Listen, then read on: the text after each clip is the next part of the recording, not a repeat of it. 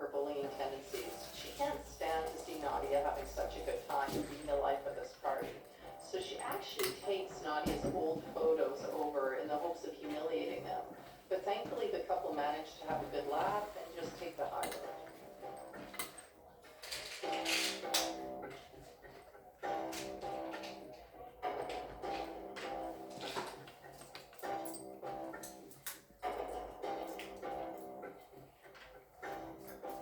As the celebration reaches its peak that night, a cloudy weather pattern covers up the full moon in the sky.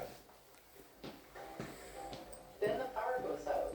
Ordinarily this could be disconcerting on a cruise ship, but the revelers are having such a great time they don't let it bother them. But the good mood on board is interrupted by a blood-curdling scream coming from the front of the ship.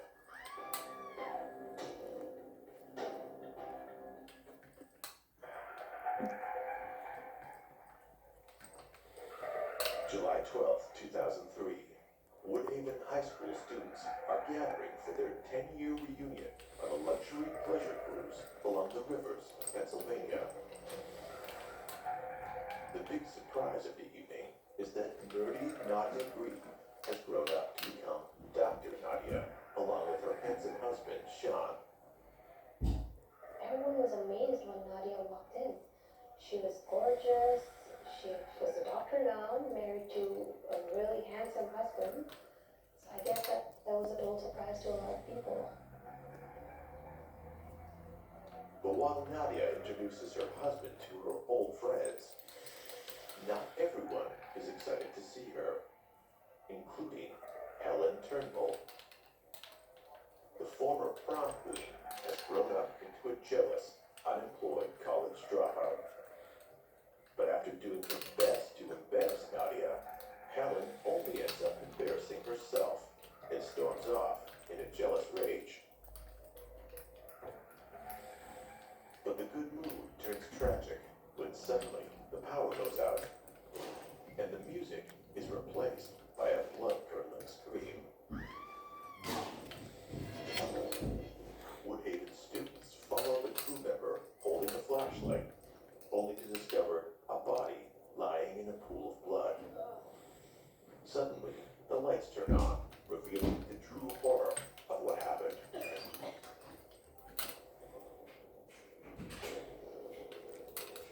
Nadia Green's throat has been cut. She's choking on her own blood. Tragically, Nadia Green dies in her husband's arms. What's more, there's a killer on board the ship. But Woodhaven students are lucky because there's also a detective on the scene. Catherine Lockhart is a woman who, back in high school, was actually in the same class as Nadia and Helen. And she's become a detective with the Pittsburgh Police Department, and she's on board with them. You know, upon discovering Nadia's murder, Catherine takes it upon herself to take the investigation under her control. Someone texted me that Nadia was killed. It was a big shock. I mean, why? Who would do this? Such a nice person. I was glued to my phone all night for updates after that.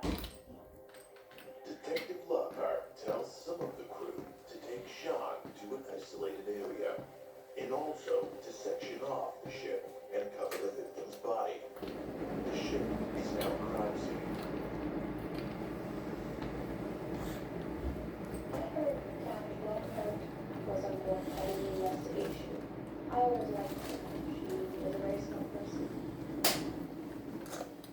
Detective Lockhart asked the crew to call Pittsburgh Police and also to check any security tapes to see if they could get a visual of what happened. What she discovers, however, is that the cameras have been turned off. Before Detective Lockhart starts to examine the scene, she canvasses her former classmates to see if anyone has any information on a possible culprit.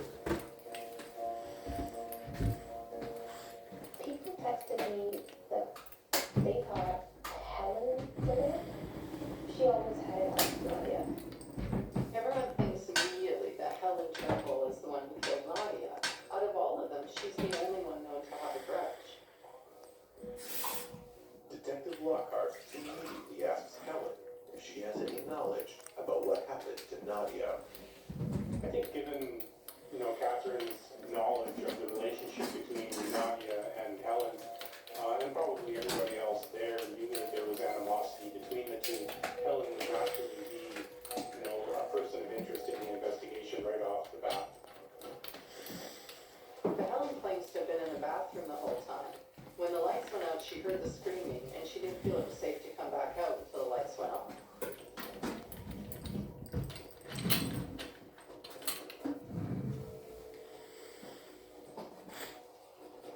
Detective Lockhart returns to the crime scene to examine Nadia's body for clues.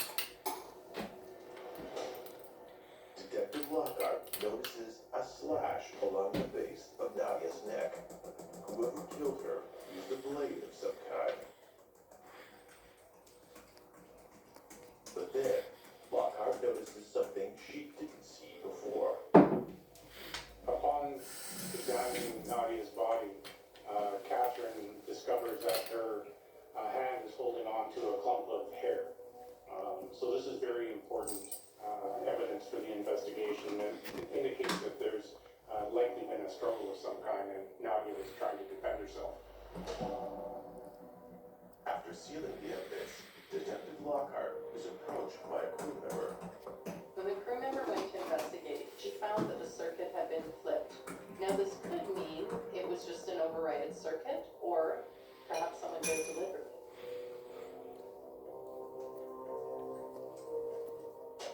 Having located the turned off breaker